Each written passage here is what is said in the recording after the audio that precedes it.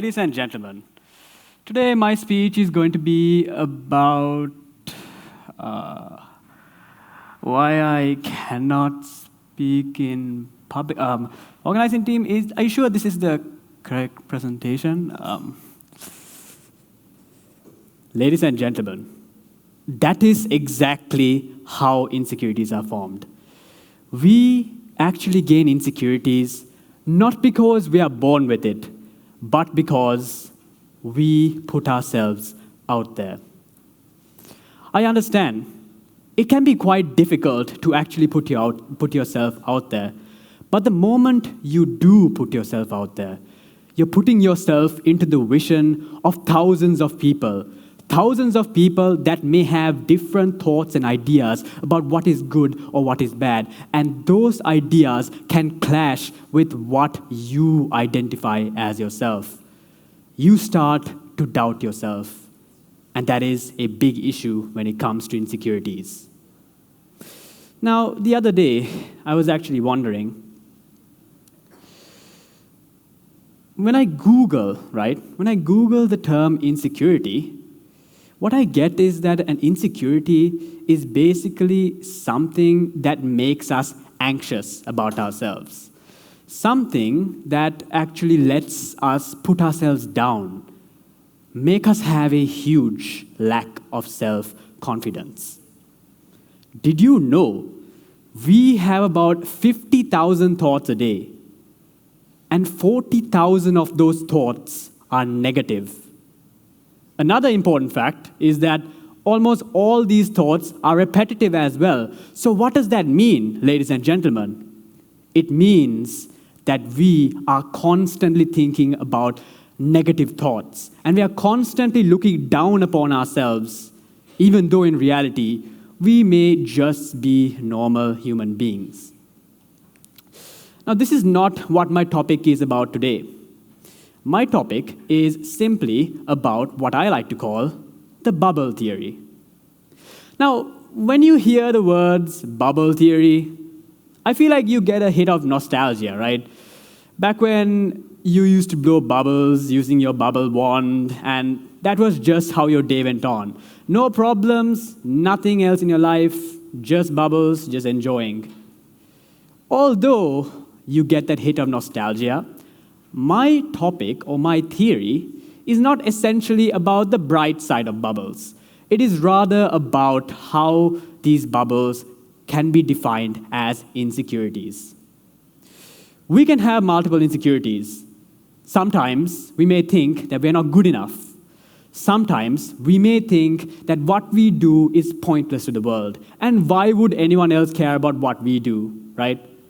These insecurity bubbles, they can linger in your mind for a long period of time.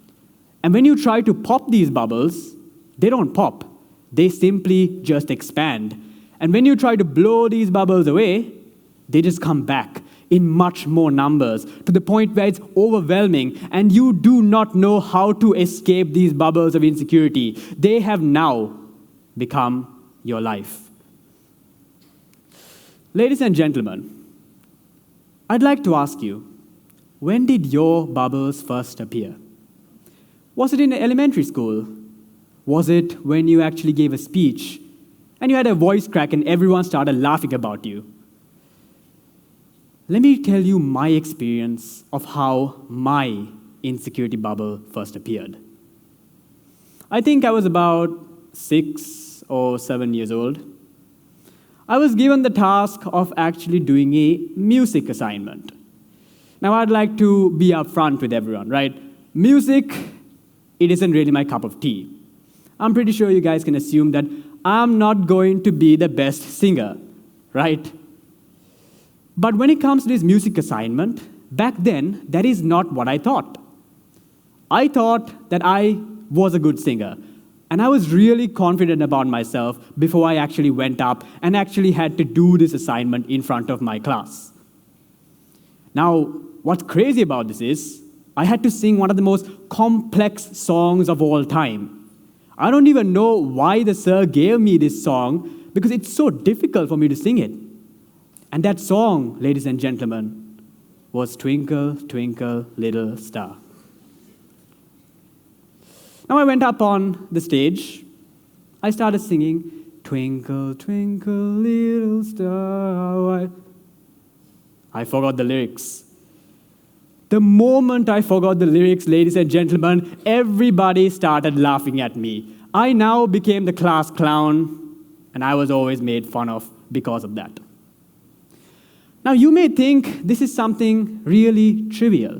This is something that you can take on the bumps and just forget about the next day. But remember, this is when your first bubble appears. This is when everything starts. What's crazy is, ladies and gentlemen, I did not really care about music or even listen to a single song until I was about 13 years of age. Not a single song. All my friends, they were listening to songs, vibing to the music, having fun, but I did not even care about it because I thought that I have nothing to do with music and that music could never be a part of my life. That right there is a major insecurity that I developed in my childhood. When did your bubbles first appear, ladies and gentlemen? Think about it. Was it when you were very small? What was that key turning point of your life? That is, ladies and gentlemen, the first thing I want you all to think about. Now, before I move on to the other two topics, I just want to let you know that I'm going to be providing you all 3 checkpoints. This is the first checkpoint. And why am I providing these 3 checkpoints? Because as the saying goes, ladies and gentlemen, Generation Z has the attention span of a goldfish. Now, although I'm pretty sure most of you would not be having that attention span, it's better to be safe than sorry. So that's the first checkpoint, ladies and gentlemen. Let's move on to the next checkpoint, which is about how our bubbles grow. Did you think that these insecurity bubbles are going to remain in the same size and just be there for a while and then just go away? No, they don't just go away. They actually grow. They actually expand, and they become something that is way worse than how it initially started. And that can become a big problem in our day-to-day lives, right? Now, what we have to understand here, ladies and gentlemen, is that these bubbles, they simply grow because of 2 major things. The first one being the idea of rejection. Now, when it comes to rejection, I feel like we all would have come across this in our lives, right? I'm pretty sure most of you can relate that someone would have told no to you. Whether it be in a relationship, whether it be when you joined a competition, whatever scenario it was, someone would have said no to you. And you remember that, ladies and gentlemen. Don't lie to me. You remember the times you got rejected more than the times you got accepted, because that is how our human minds work. The more you get rejected, the more people say no to you, your bubble grows, your bubble expands, and it becomes much more of a nuisance than what it was earlier. And rejection is not the only thing, ladies and gentlemen, that can grow your bubble. Comparison is the second thing that can grow your bubble. When it comes to comparison, I think this is not a new topic. This is something that we already know. This is something that we all relate to. We compare. If I ask you all to show a raise of hands for anyone that does not compare themselves, show your hands if you do not compare yourselves. As expected, none of you stay without comparing yourselves. All of us have compared ourselves one way or the other.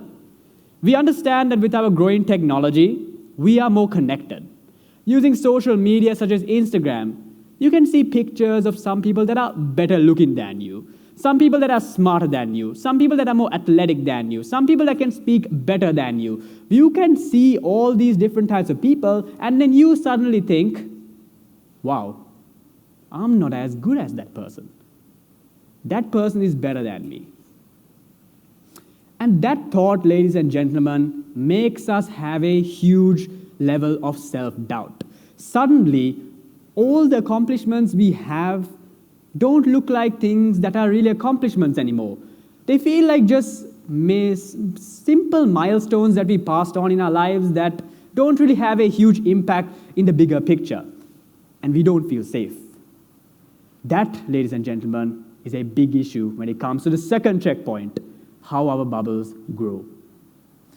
Moving on to my last checkpoint. I know all of you are hungry, but please bear with me for a few more minutes. This is the major question. Is it possible to ever pop these bubbles? Do you think you can get rid of yourself, this burden, this continuous ignorance that is there within your minds?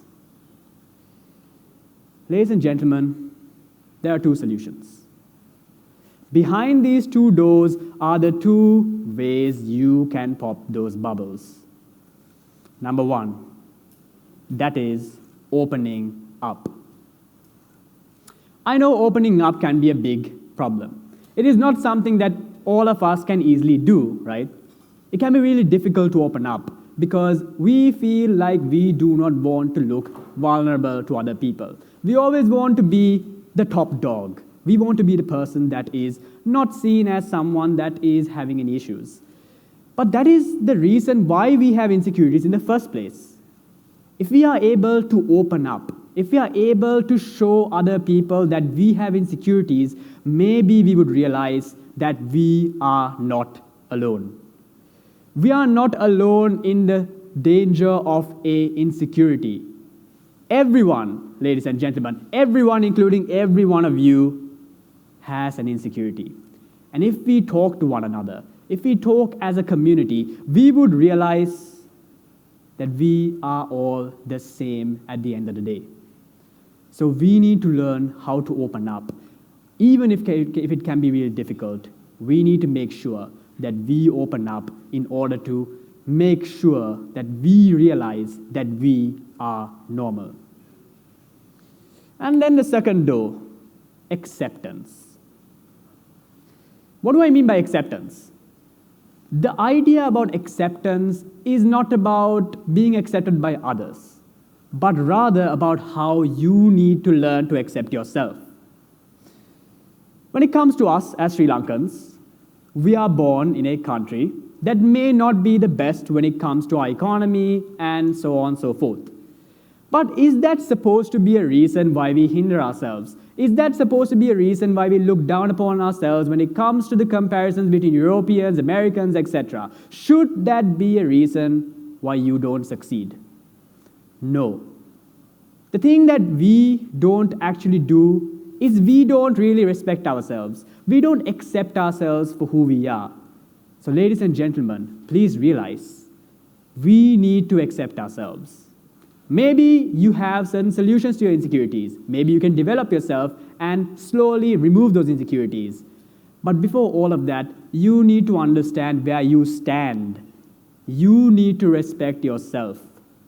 And that is a major takeaway that I would like to make you all actually have with this speech here today. Before I wrap up, I would like to basically remind you about the 3 checkpoints. Checkpoint number 1, when did your bubbles first appear? Checkpoint number 2, how do your bubbles grow? And checkpoint number 3, how can you pop your bubbles? Please keep these 3 checkpoints in mind because it is going to be really beneficial for you in the long run.